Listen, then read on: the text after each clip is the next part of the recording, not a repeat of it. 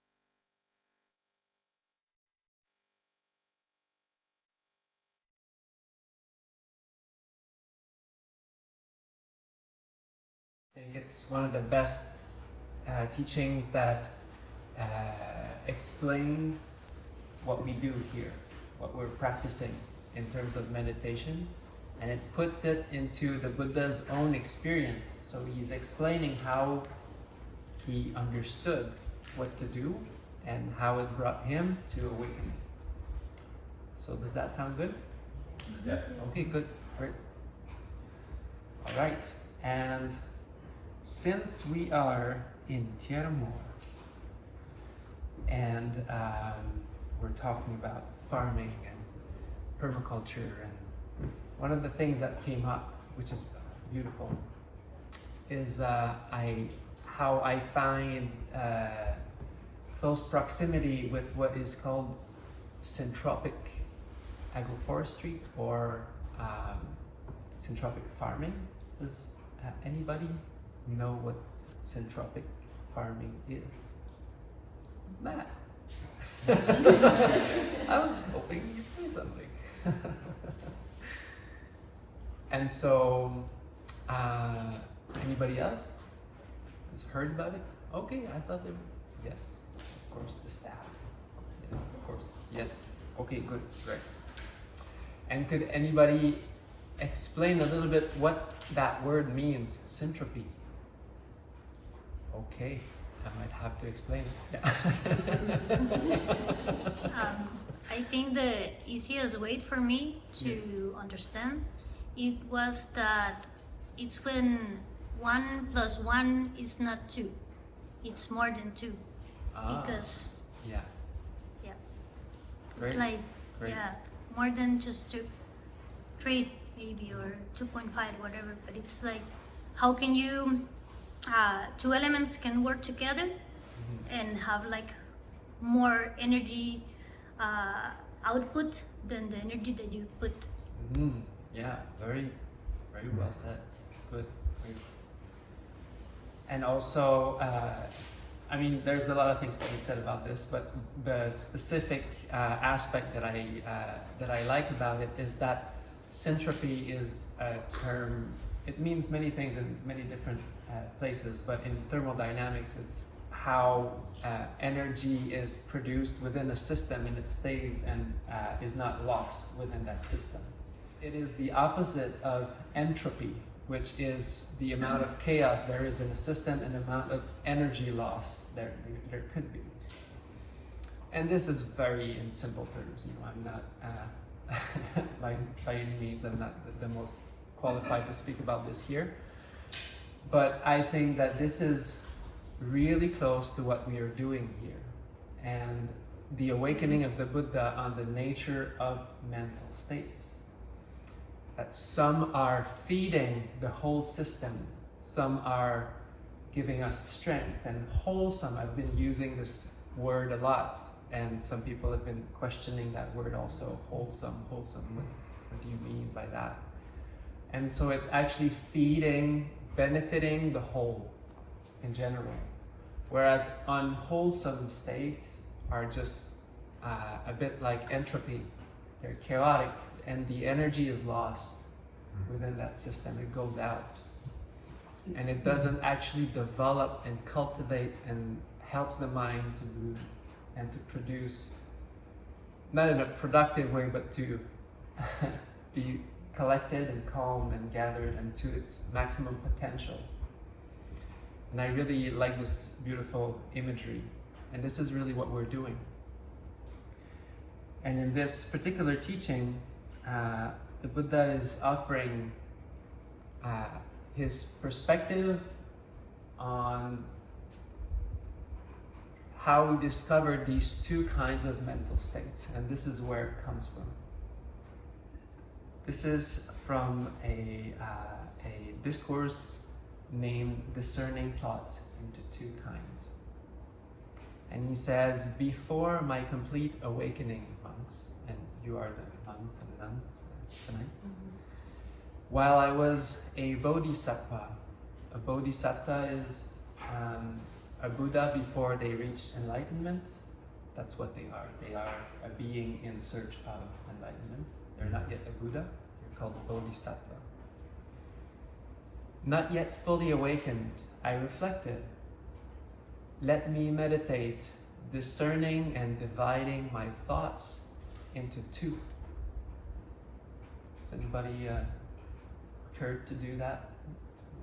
Drinking your morning coffee or something? Just, what if I were to divide my thoughts into two? Oh well, never know. From then on, monks, I gathered on one side thoughts of sensory desire, thoughts of anger, and thoughts of harm. And I like to see them, these are very pointed, one-pointed, but sensory desire, I also like to see it as sensory engagement, always wanting to engage in the senses for one thing or another, or being distracted in either of the six senses. Thoughts of anger can also be, what I like to see it as dislike also. Anger is the kind of the mushroom top. It's the big fruit on top of the thing, but dislike is also a smaller version of that. So when we don't like something. And thoughts of harm I like to see as, it's that kind of strange human tendency that we have to retaliate sometimes. When we hear something not nice, when somebody hurts us, it's so strange. The first reaction after this to actually give it back to them. And I gathered on the other side thoughts of letting go, thoughts of calm, thoughts of, some people might be familiar with that today, some thoughts of forgiveness. That would be also part of this fold here, letting go. Thoughts of non-anger. What would be non-anger? Compassion. Compassion, yes. Loving kindness. This is what you've been practicing. And thoughts of harmlessness, also very similar. Compassion. And now, then, while I was meditating, attentive, intent, and resolute, there arose thoughts of impatience in my mind. So he's going through his mental process here, what he thought. And I reflected, this is troublesome. This is troublesome to others. This is troublesome to both. And these thoughts impede conscious discernment. They come with tension in the mind, and they lead away from peace. Is that familiar? Anybody's experienced some impatience today?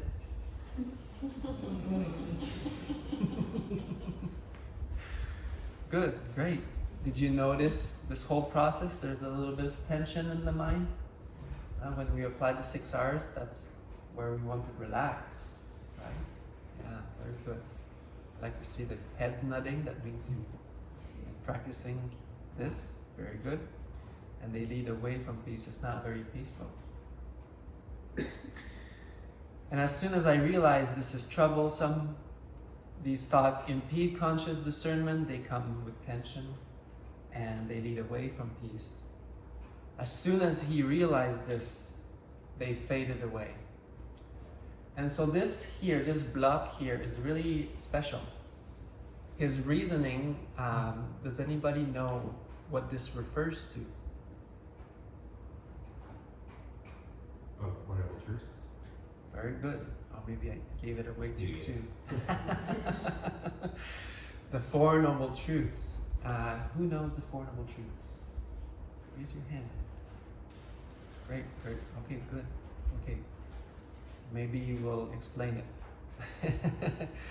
Could somebody explain it? Do you feel comfortable enough to? No. No? Okay. So what's the first one? Yes, please. I heard. Life is suffering. Life is suffering. All right. Starting strong. Okay. Let's see where that goes. Yeah, very good, very good. Suffering, dukkha. And there's the path and there's? There's a path out of suffering. Yes, there's a path out of suffering. Phew. Yeah. I think the third is Thank letting you. go of attachments. Sorry? I think the third is letting go of attachment. Letting go of attachment. Yes. Yeah, so I've heard them all now.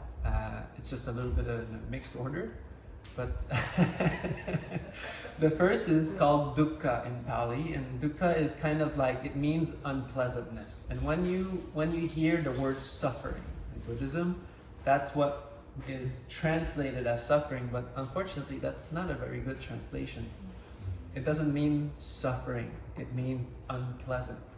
There's sukha and dukkha. These are two opposite words. Sukha is pleasant, dukkha is unpleasant. So there is unpleasantness, there is hurt, there is troublesomeness, there is things that are not pleasant. Yes, there are these things. And then the cause of that, which is the second noble truth, is? Attachments. Attachments, beautiful, yes, yes. Sometimes it's called craving, but I actually like the word attachment better. It's funny because it's like you were reading my mind. Interesting. And because I think it's just more meaningful to our life experience, and we can relate to that quite well. So what is causing us the source of all of our problems? In reality, it's not the outside world, it is our attachment, our preferences, our opinions, our likes and dislikes, our the way that we interpret that, the outside world. So the outside world is one thing, but how we interpret it is another. And the Buddha's awakening is quite simple. It's actually, if you remove that, the craving part, he would call it the dart. If you remove the dart, he called himself the great surgeon, because he would remove the dart of craving, of attachment. Then the first noble truth also falls. And so to know that there is a way out of this, that is the third noble truth. There is a place, or there exists the cessation of that. There exists the liberation from attachment. That actually exists. That is giving away that dart, that craving, these opinions, preferences, judgments, harshness. And then the fourth is the path, the Eightfold Path, which I've heard also. And the Eightfold Path, we'll be speaking about it a little bit later, because we need a little bit more material. I feel like it's more relevant when we have a bit more material to speak about. And so, in a nutshell, it was said that these four noble truths, if there is one teaching that encompasses everything that the Buddha ever said, that's the Four Noble Truths. That is the awakening of the Buddha. But the Four Noble Truths is a very profound and core teaching, but we need also a little bit more explanation around it. And so, what is suffering? What is troublesomeness? What is causing us this unpleasantness in our life? Is it the floor? Is it the tripod? Is it the yoga mat? Is it something physical? Or is it in the mind? Where is attachment found? In the mind. And so it is the Four Noble Truths in relation more specifically to the mind and mental states. So this is what we're discovering here. So I kept letting go of thoughts of impatience as they arose. I kept on releasing them and bringing them to an end. Does that sound familiar also? Yeah, good. Very good. Proud of you. Very good. Oh no, I can't be proud. That's not a good thing. So not Buddhist. So we had a philosophical discussion about this, and we just realized that this is just a Western expression to say that we're happy for someone. So I think this is what it comes down to. If you ever get into a fight, an argument with someone about this. I did so. And so here, the Buddha says something quite interesting. Whatever one frequently thinks about and reflects upon over and over again, this becomes the inclination of one's mind. And this is really interesting because it ties into something that science is offering us nowadays, which is called neuroplasticity. And the ability that we have to rewire our minds. If a person frequently thinks and dwells upon thoughts of sensory desire or sensory engagement, that person has left the thought of letting go. To cultivate thoughts of sensory desires. If a person frequently thinks and dwells in thoughts of anger, impatience, they've left the thought of non-anger, loving kindness. And see here how he draws the line where there is either anger or there is loving kindness. But these two, they're opposites. And they have a very different impact on the mind too. But we have a choice. And using the 6 R's, which is what you've been doing, choosing loving kindness, over and over again, you are rewiring your mind. And for those who have been practicing forgiveness, it's the same thing. It's exactly the same thing. But forgiveness is like the analogy that I like the most, or one of them, is that sometimes we get hurt and we get wounded, and that wound is not properly sealed and cared for, and skin grows over it, and because we have to keep on with life, we have to buckle up and keep going. But the thing is that sometimes it gets infected, or it requires attention at some point.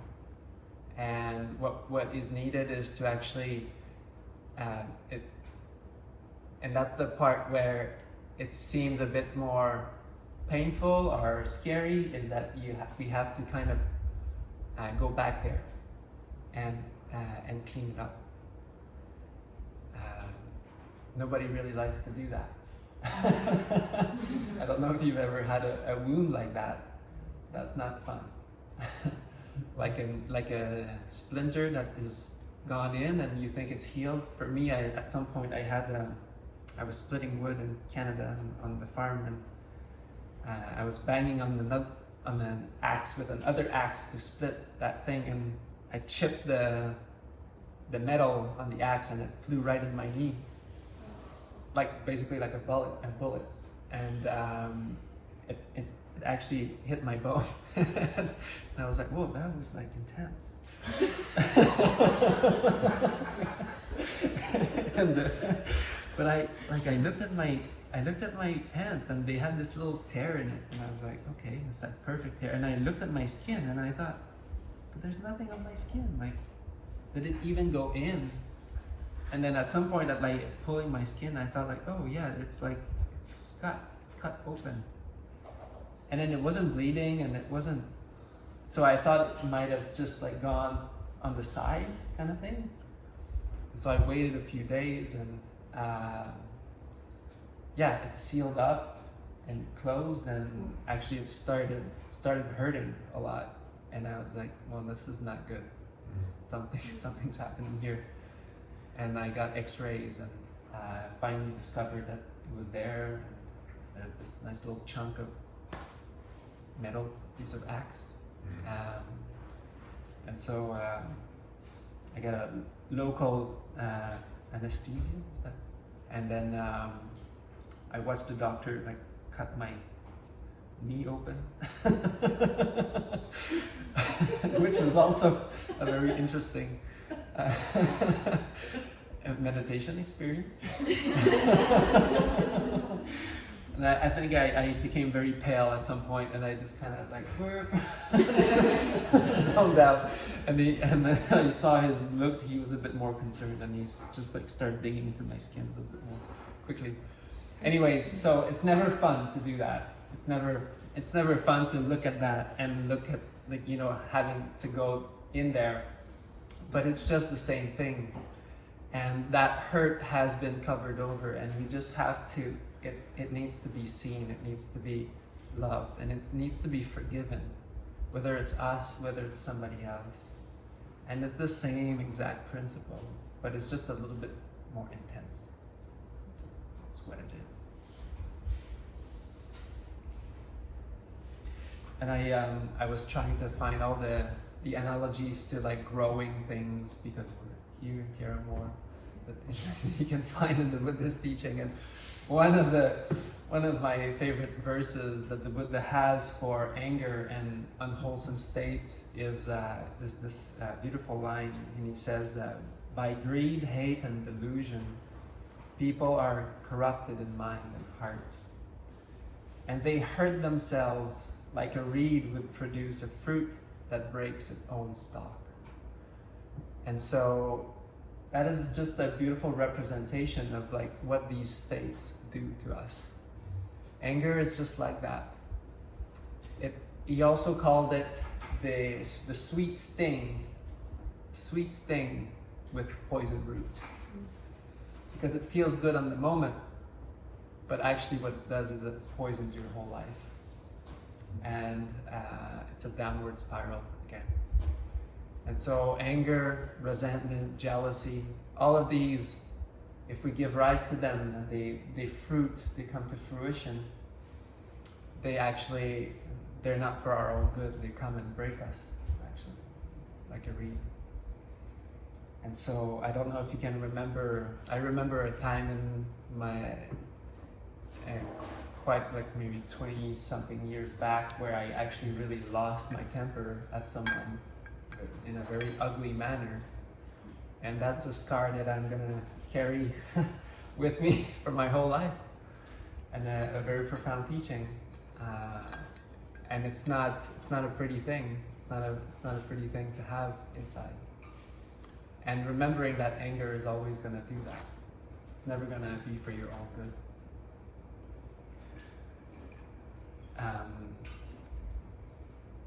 I came upon a teaching from a very famous Buddhist teacher in another tradition, in a very different tradition, and I thought it was interesting that because some teachings, even in Buddhism, have gone towards like, it's what matters is the awareness behind all these states. But here the Buddha is explaining that these states come without awareness.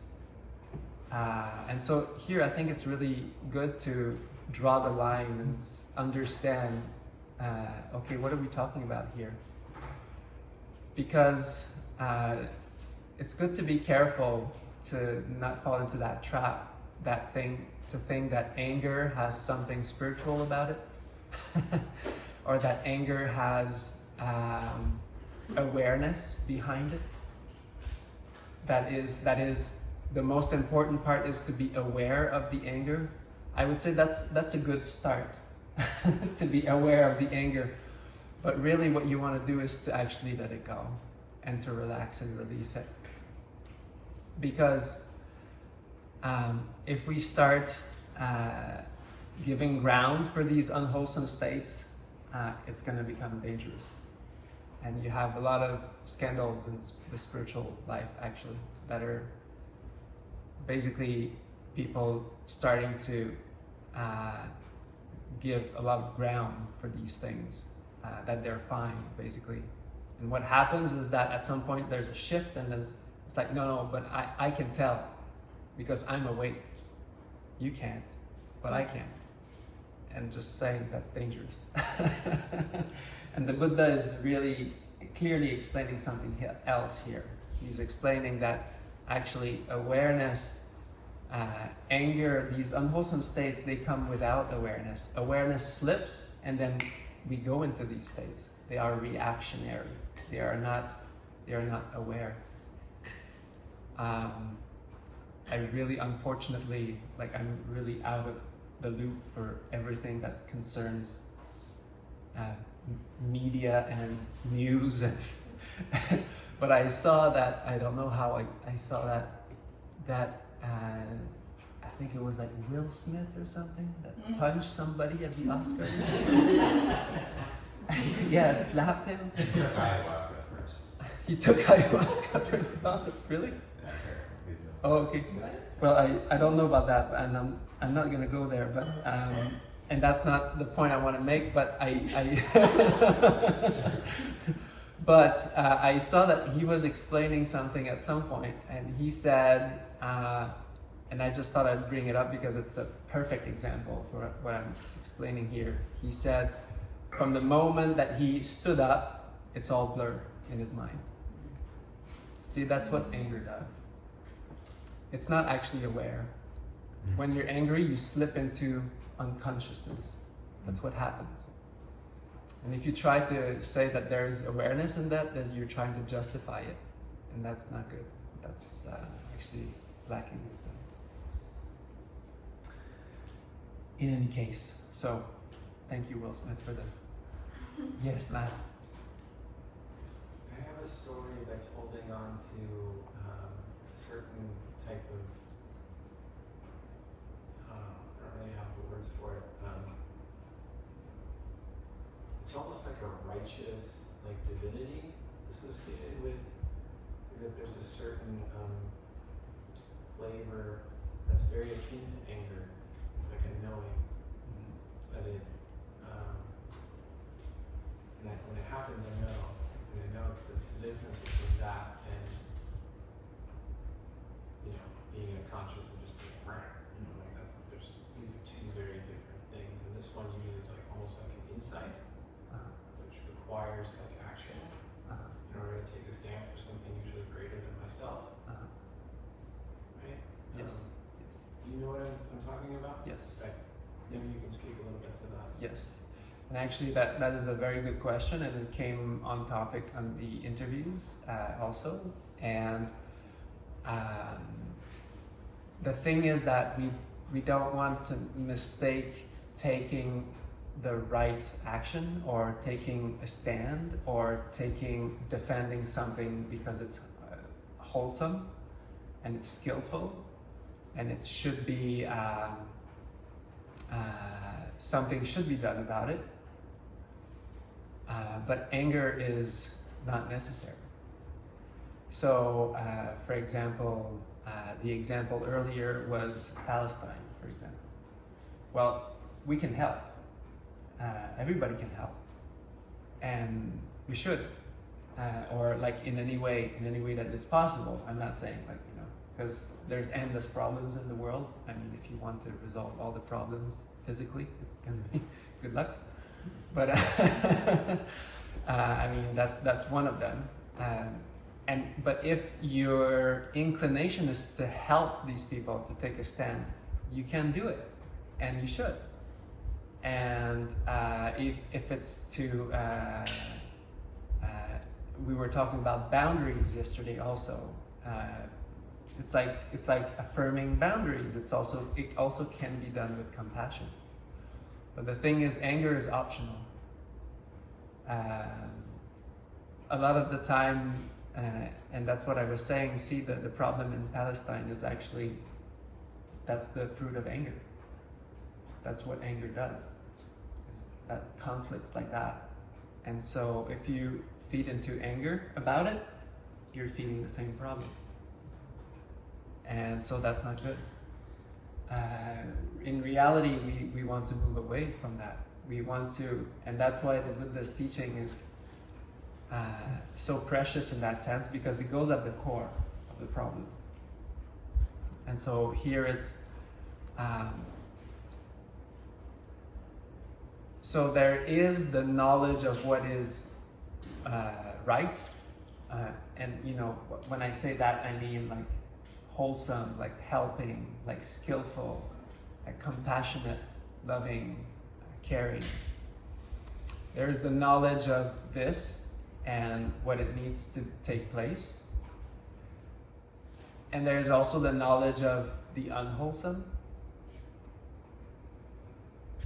And we can always work towards the wholesome, towards more beneficial. And sometimes we might have to stand, to take a stand, to affirm boundaries, and to be more maybe strict or affirming.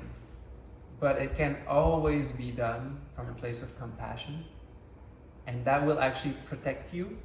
It will protect your life, and it will also keep the right direction.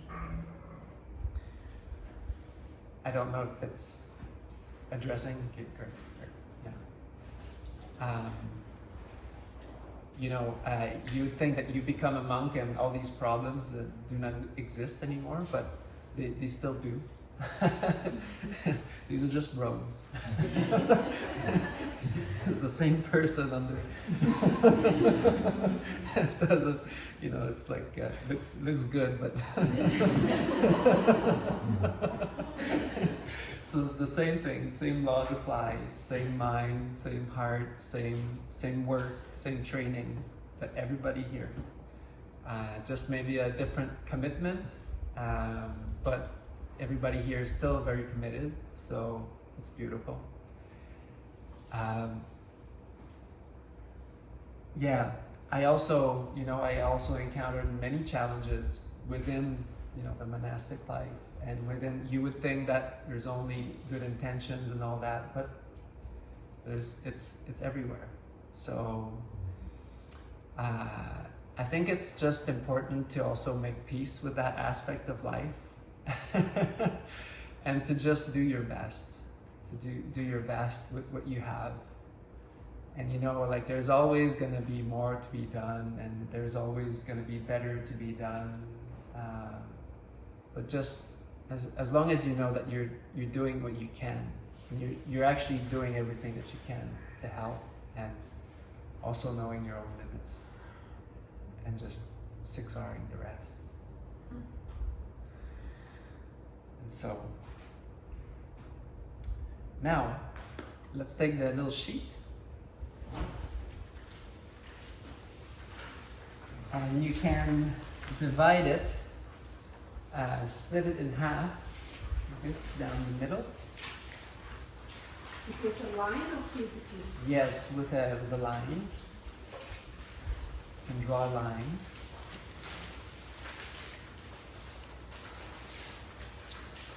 On one side, on the left, there will be the wholesome states, and on the right, there will be the unwholesome states. What do you think are wholesome states? Love. Calm, very good. Compassion. Calm and Compassion. compassion. Yes, very good. Calm, compassion, Curiosity. curiosity. Ooh. Wonderful. Great. Yes. Patience. Sorry? Patience.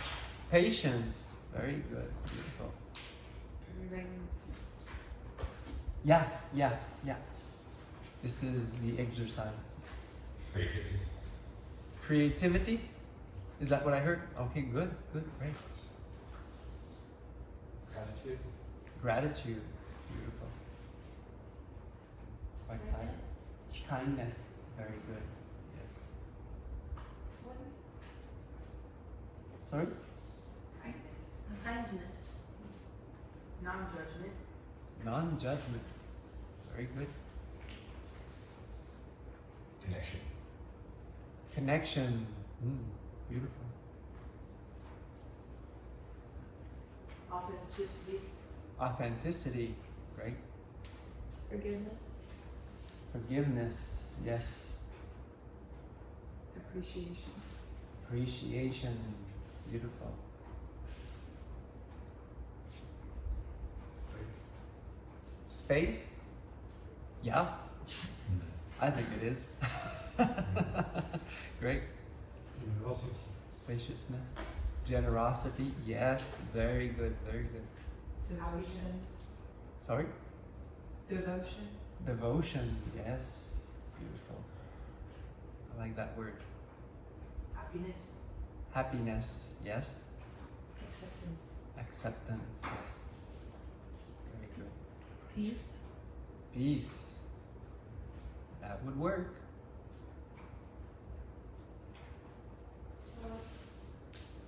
Sorry? Joy. Joy. Yeah, thank you. One of my favorites. Great. And just below, in the square below, what do you think are the qualities of these states?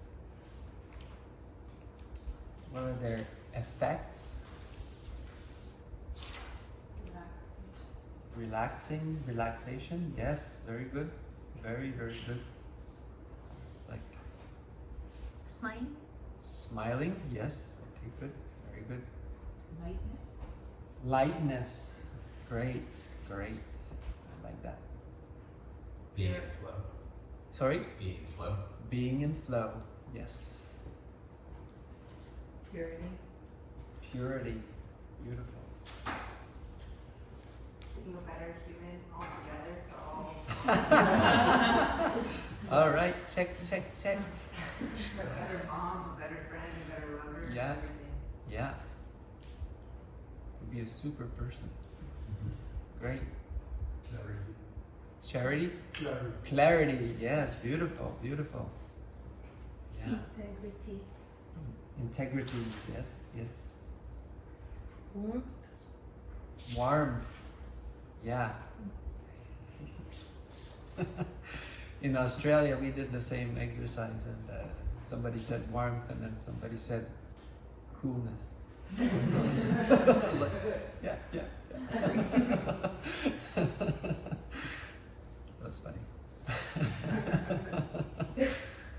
Trust. Trust, yes, yes, very good, very good. Flexibility. Flexibility. See, that's why I like this exercise. It's every time it's different, and every time it's beautiful answers. Surrender. Surrender. Yes, very, very much so. Very much so. You put right action. Right action? Yeah, all together. Just right action in your life. Yeah, Wow. yeah. Why not? Focus.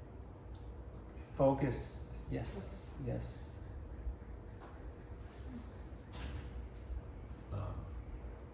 It's a little existential, but no time. No time. Yeah, time disappears. Yeah, timelessness. Yeah. Presence. Presence. Yes, beautiful. I think I'm still confused the difference between the wholesome states versus the quality of the wholesome Yes, states. I think we've had a little mix. Yeah. Yes, but that's okay. The proof is in the pudding. So the goal is more like the exercise more than the result. Okay, so sovereignty would be a wholesome state rather than a quality of it, right? Sovereignty. Sovereignty. I mean, at that point,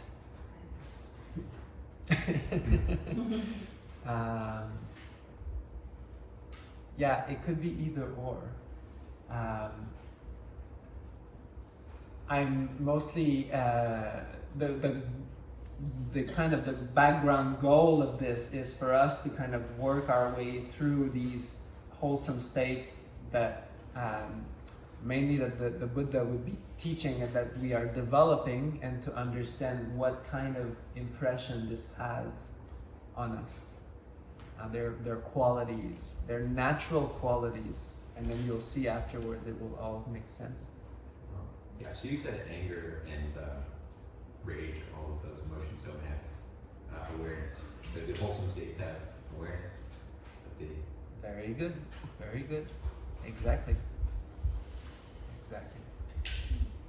Acceptance, Acceptance, yes. equanimity, Equanimity, Benevolence.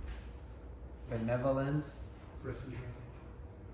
perseverance, No, precision. Precision. precision, precision, Serenity.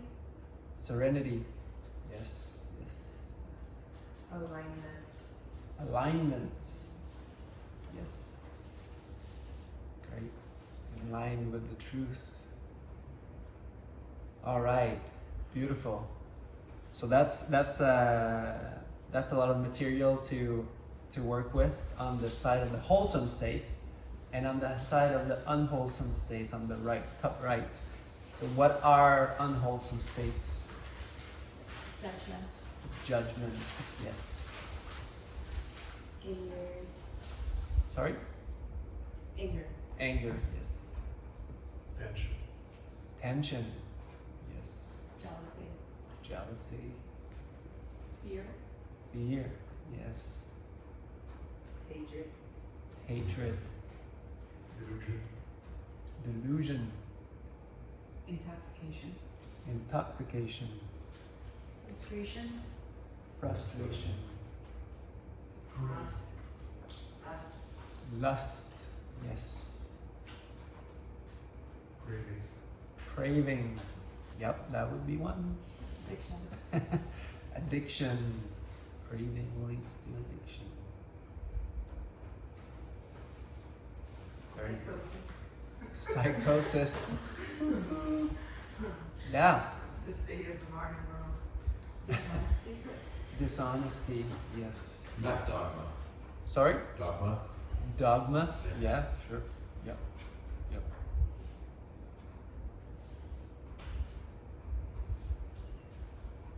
domination, control, Domination, control, yeah. That's the thing. greed, Greed, yep. Greed, hate, and delusion. Curious where sadness lies. Sorry? Curious where sadness lies. Sadness, yeah. That's a good question.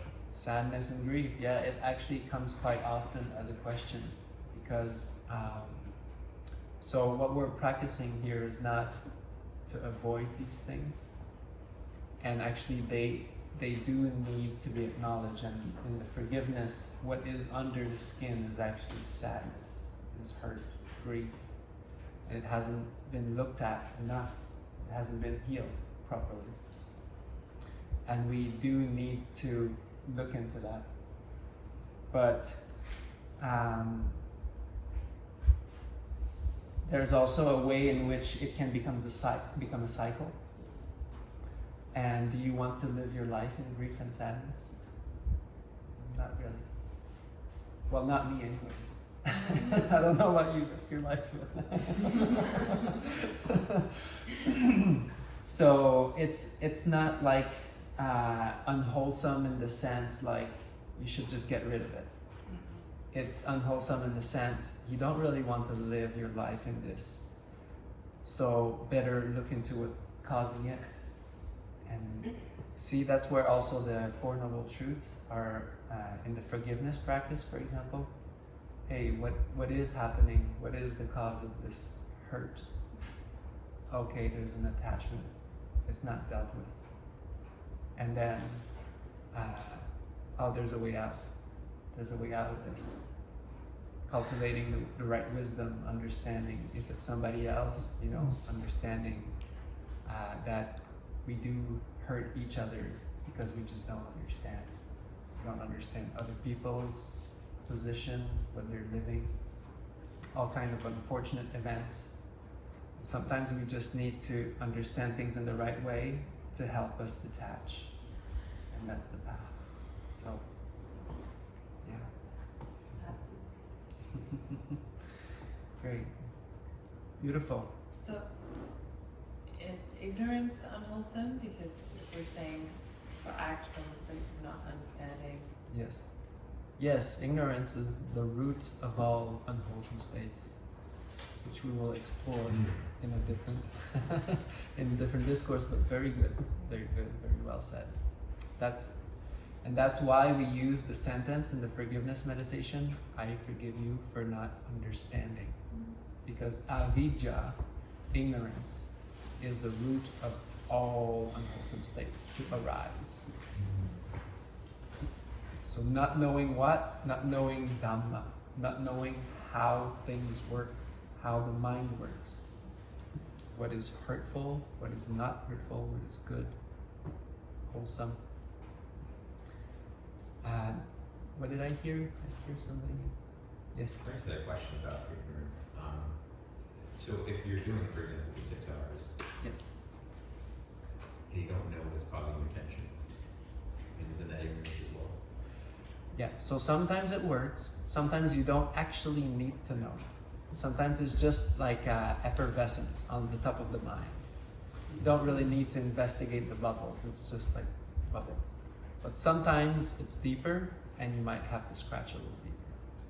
So usually we start everybody on the same place, on the same platform. And that's the vehicle. That's the practice. That's what you need to do. Then that's why I said this meditation is dynamic. Everybody's going to go in different places. Some people will do forgiveness. Some people will do spiritual friends. Some people will do their own path through that. We've had some people experiencing, even in forgiveness, they didn't know what they were forgiving, but a chunk comes up and they let it go. They forgive it. They don't really know where it came from or what it was, but they did let it go. And so that's common, but also it's not across the board all the time. So you can't just make a general statement about that. So a lot of the time, knowing the cause also will really help. And I just wanted to apologize if I said something about psychotherapy yesterday that didn't come, I mentioned about somatic experiencing, and I had a quote about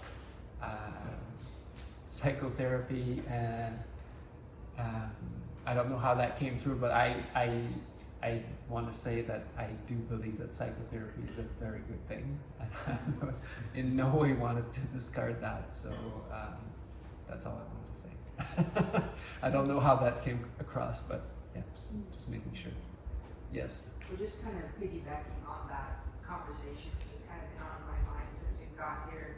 I know it's like during the course, of course, there's no substance use, but I know outside of the course, does the Buddha or do you have any opinion on kind of like sacred plant medicine as another avenue to reaching a point of peace? And then maybe some people when they start, they can't just sit and meditate.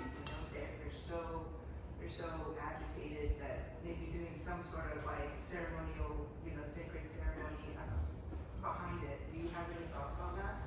Because I know that it's helped a lot of people, and I think there's some practitioners in the room and stuff, and I myself had experienced it, and I feel like it kind of is a very parallel, you know, in today's modern world, there's so much ayahuasca, DMT, mushrooms, all of this, right? So, and if it's done in the right way, I think it can really lead to a healthy states, of wholesome states, but I think that not in a recreational way. So I would just like love to hear what you have to say about that, because you're saying you approve of psychotherapy, you approve of meditation, but you know, sometimes someone doing, you know, plant medicine or even ketamine, right? Like this will help them. And I just would love to hear what you have to say about that, like in a therapeutic manner. When I encountered this teaching and I experienced this particular meditation, I just knew that everything else was not needed. Because how you are experiencing this meditation is, and letting go of your hurt and healing and moving forward on your journey is all through your own understanding. And there's not an external element to it. You might hear the teachings and all that, yes, sure, but you're actually integrating them. And every day you're just empowered to take better decisions in general. Of course, it's a lot less dramatic, but that's also the power of it, because good things take time.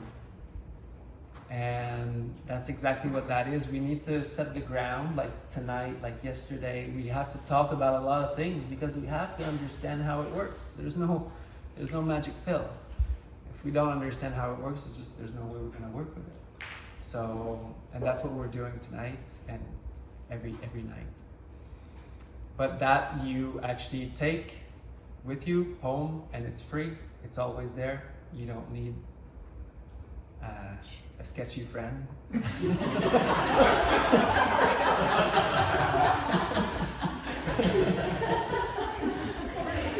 Alright, everybody knows what I'm talking about.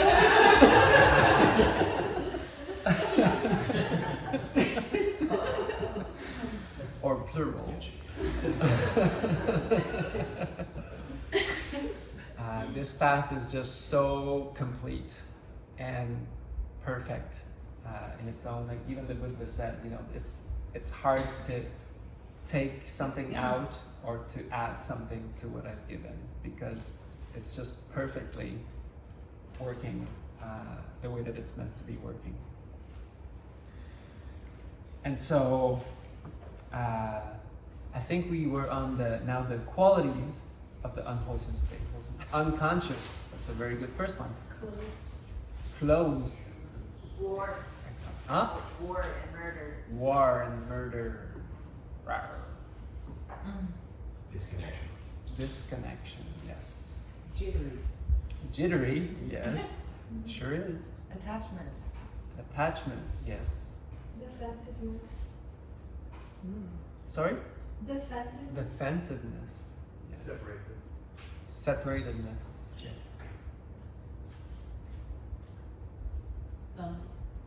Loneliness. Lonely. Loneliness. Numbing. Huh? Numbing. Numbing. Ah, yeah. Excellent. Cry. Cry. Yeah. Hurt. Yeah. Hurt. Yes. Stuck. Excellent. Is entropy? What? Entropy. Thank you. Great plug-in. Pain. Pain. Yes. Anxiety. Yes. Excellent. Depression. Yes. Is the mind together or scattered? Scattered, yes. Very good. Anxiety, yes. Reactivity. Doubt, yes.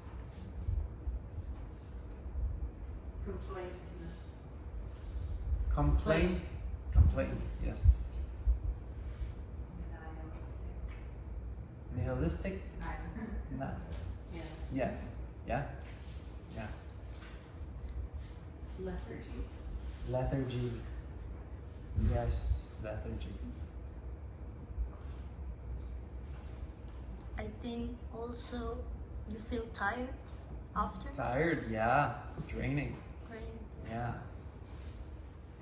Well, that's pretty good. I think we've got some material here to work with. All right. And now, let's see what the Buddha has to say about it, because now we kind of went into our own experiences, and we'll go back to the teaching. Let's see what he's saying about wholesome states, and a little bit further what he understood. And so now, if you remember, we talked about unwholesome states, and we saw them as troublesome, and then he realized that if they're troublesome, better to let them go. And then continually practicing like this is going to rewire the mind. Again, the Buddha was well aware of neuroplasticity 2,600 years ago. Maybe not in those terms, but then while I was meditating, attentive, intent, and resolute, there arose a thought of non-anger or loving kindness or compassion. Then I reflected, this is not troublesome. It is not troublesome to others. These thoughts are for the growth of conscious discernment. Interesting. We talked a little bit about this yesterday. They bring no tension in the mind, and they lead to peace. So the opposite of what we just discussed earlier. And then he didn't stop there.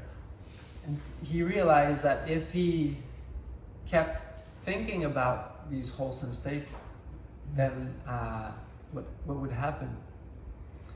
Then I reflected, if I were to think and reflect constantly, even if it's loving, even if it's caring, even if it's kind, just like, oh, may you be happy, may you be happy, may you be happy, may you be happy, may you be happy, may you be happy. It's very wholesome, it's very good.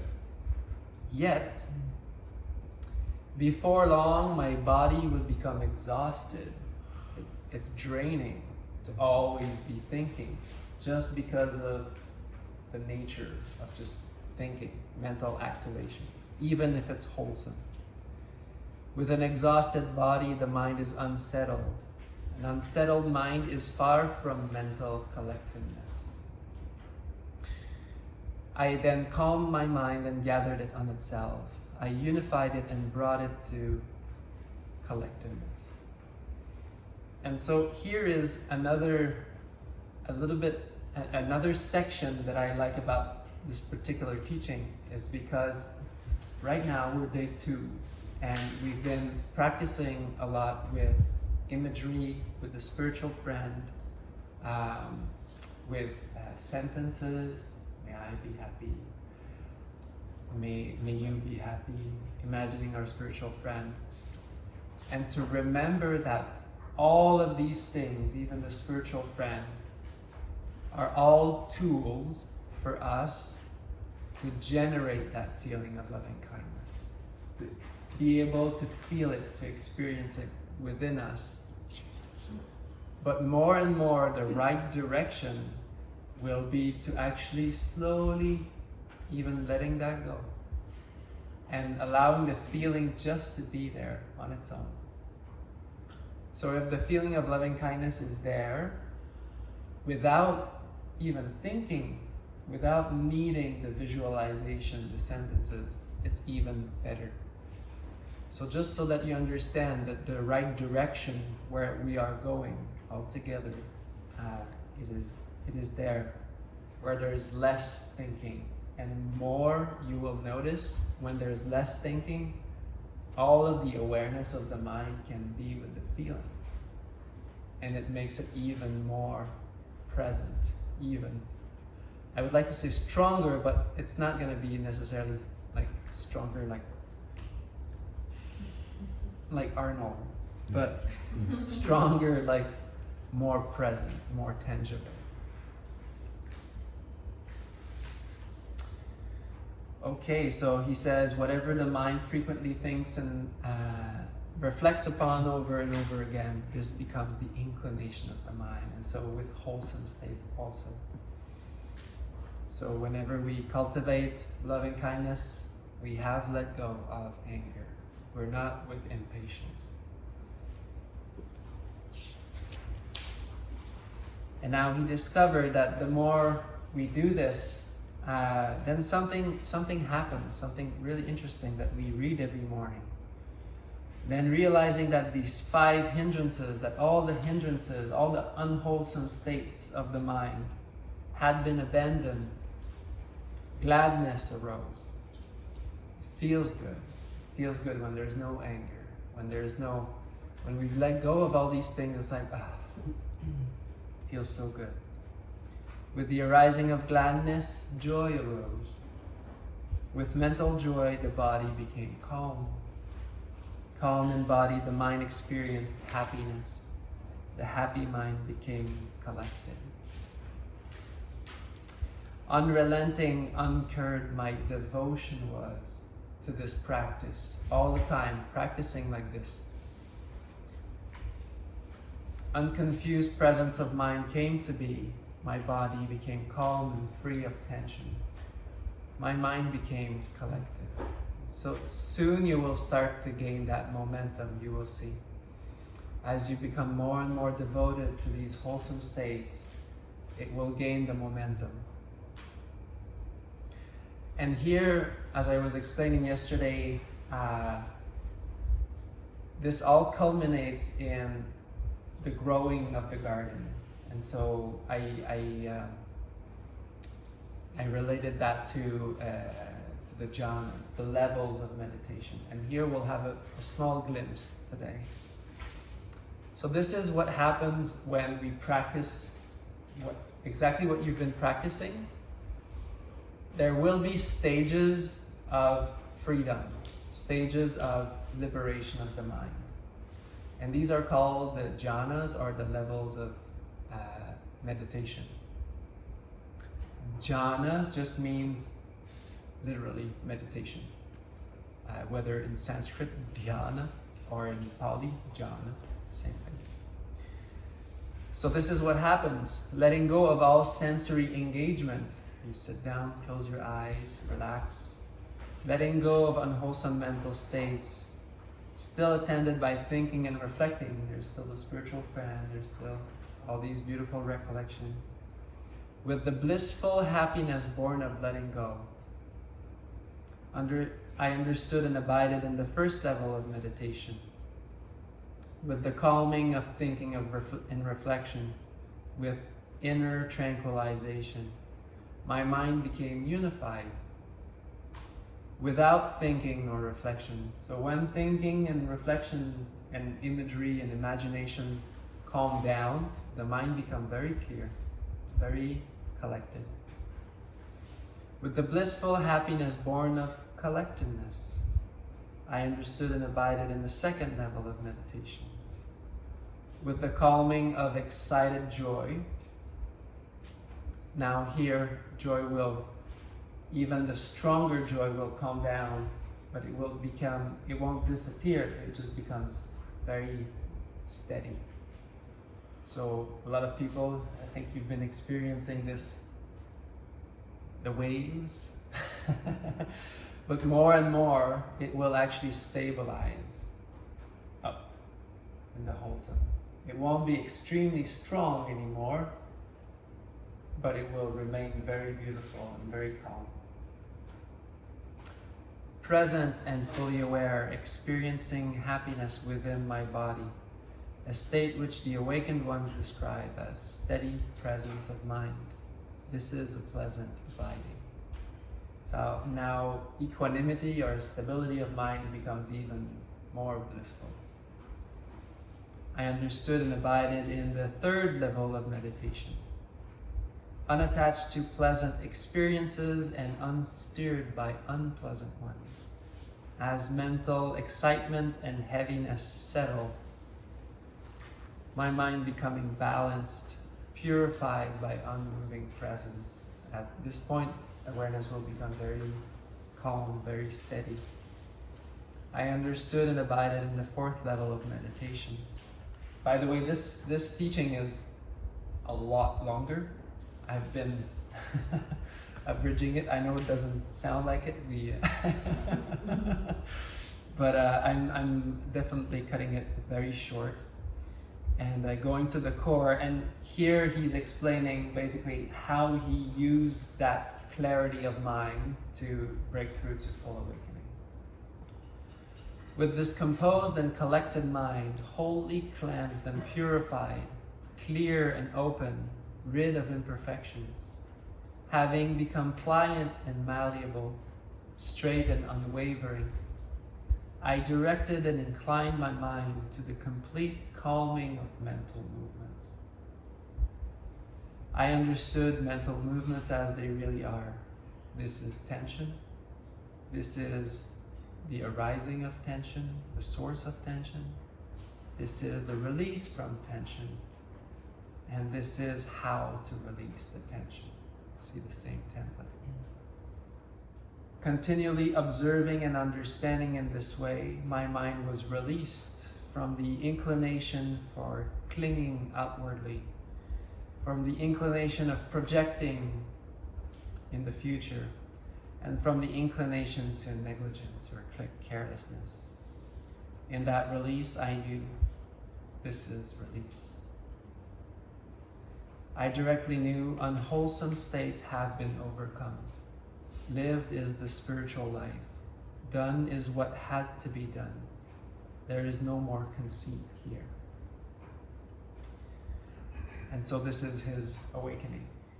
And it ends with this beautiful little story that he gives, a little analogy. He says, just as if there was in a remote forest a vast and extensive marsh on low grounds, where would live and forage a great deer colony. Then some man would come intent on their ruin, intent on their harm, intent on capturing them. He would cover up the safe and free path to be traveled with joy, and would open the deceptive path and set down a groomed decoy and bring up a domestic lure. Because of this, after some time, the great deer colony would be brought to ruin and decline. Then some other men would appear, intent on their happiness, intent on their welfare, on their liberation. He would clear up and reveal the safe and free path to be traveled with joy.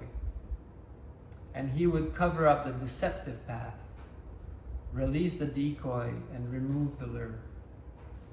Because of this, after some time, the great deer colony would be brought to growth, prosperity, and abundance. This story I just told you, monks, is to teach a lesson. Here's the meaning. The vast and extensive marsh on low grounds, this is a designation for all sensory desires. The great deer colony, this is a designation for all living beings. The men intent on their ruin, harm, and capture, this is a designation for death and wickedness. In Buddhism, this is called Mara, for those of you who know. The deceptive path is a designation for the unwise and eight-spoked path, which is unwise understanding, unwise intention, unwise speech, unwise behavior, unwise livelihood, unwise practice, unwise awareness, unwise meditation. The decoy, this is a designation for the happiness found in craving, because there is a certain amount of happiness to be found there, but it's a lure. The lure, this is a designation for lack of conscious discernment. The men intent on their happiness, welfare, and liberation. This is a designation for the truth finder, the truly worthy and perfectly all awakened Buddha. The safe and free path to be traveled with joy. This is a designation for the wise eight-spoke path of the awakened. Wise understanding, wise intention, wise speech, wise behavior, wise livelihood, wise practice, wise awareness, and wise meditation. Monks, I have reopened the safe and free path to be traveled with joy. And I have revealed and closed the deceptive path, released the decoy and removed the lure. Monks, what should be done by a teacher for his students, holding their best interest at heart, out of loving compassion, that I have done for you. There are these roots of trees, monks. There are these empty huts. There are these casitas at Tierramor. Meditate, monks. Do not be neglectful, lest you become remorseful when the retreat is over. This is my advice to you. With an uplifted mind, the monks delighted and rejoiced in the awakened one's words. Sadhu, sadhu, sadhu.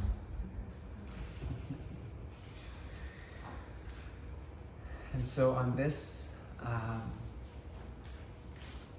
really think this is a beautiful teaching, very important, very essential to lay the foundation to everything that we do in this practice and understand where this is going a little bit more. I really love this analogy of the safe and free path and to be traveled with joy, which the Buddha kind of reopened and say, just like this way.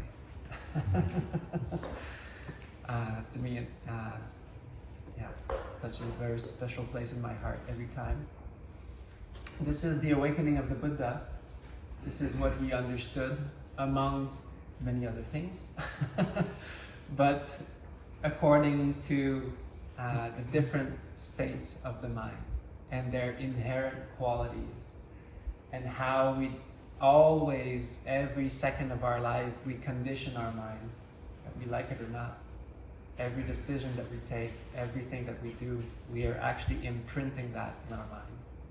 And here what we're doing is I like to call it the alchemy of the heart, is that we take all the unwholesome, heavy, coarse, hurtful states and we turn them into gold. And we transmute it. And that's the work. That's what you're doing here. And so keep up the good work, keep meditating. There are these beautiful places everywhere in Tierramor to meditate. Take the opportunity. Okay, everybody's ready to go to bed? Oh no, we have to meditate. All right, so on this, let's share our merits. May suffering ones be suffering free, and the fear-struck fearless be. May the grieving shed all grief, and may all beings find relief. May all beings share this merit and live thus acquired, for the acquisition of all kinds of happiness. May beings inhabiting space and earth, devas and nagas of mighty towers, share this merit of ours. May they long protect the Buddha's dispensation.